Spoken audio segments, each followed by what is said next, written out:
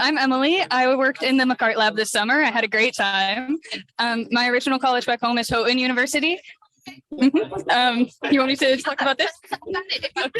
Sure. Thank you. Okay, so I studied deformed wing virus in honeybees this year.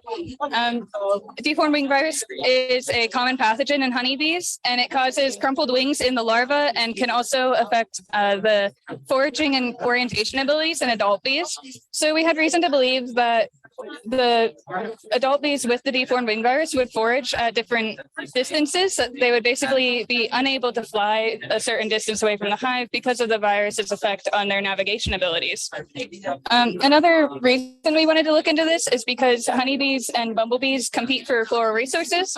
And when they share the same flower, the virus can cross over into bumblebee colonies, which are more vulnerable than the honeybees because they just live in smaller colonies. So I sampled honeybees from different distances away from an apiary and screened them for DWV, it's the virus, to see if there was a difference in the distances that the ones with DWV were foraging from the apiary. So these are my results. First, I screened whether or not they had the virus, and then I looked at how much they had in them. So here you can see that almost all of my honeybees, I sampled 55, had the virus, but there was enough that didn't have the virus that we got a little bit of a trend. It's non-significant, but this does go technically against the hypothesis that we would see fewer with the virus farther away from the hive. So then we looked at the quantitative amounts because this was so many had the virus. And so these bees you see over here did have a little bit less of the virus relatively to their RNA concentration that we got than the ones that were farther away or closer to the hive. Sorry. So again, a non-significant trend, but generally on average, you can see that the ones closer to the hive had more of the virus in them than the ones farther away from the hive. Again, because we didn't have a large sample size and in the summer, deformed wing virus isn't at its highest levels in the apiaries. That we would need to do more studies to see if this is a more significant trend on a larger scale. But in general, what this can tell us is A, what effect does the virus have on the foraging behavior in honeybees? And B, what does that mean for the threat that they pose to bumblebees? So basically, what radius away from the apiary are bumblebees at a risk for catching the virus off of the flowers that they share with honeybees? Thank you.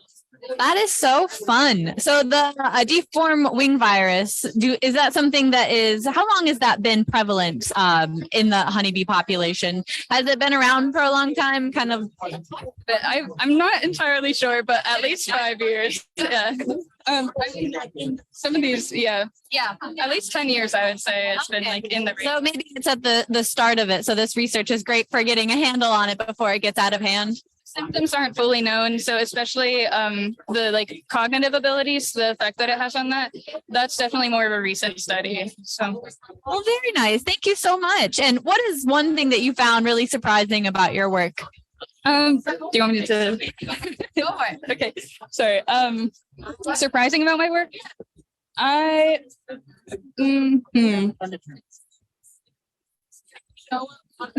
never worked with bees like in the wild like this before.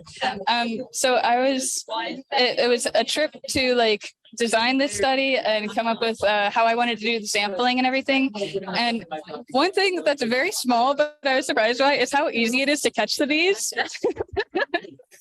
They're just on the flower and I kind of just picks them off. I knew it too. Exactly. Yeah, it's kind of fun, but also a little bit sad. Well, thank you so much for sharing your work with us. I hope you had a really fun summer with it. It seems like it if you were out there in the apiary yard, and so a good time to be had. Excellent. All right.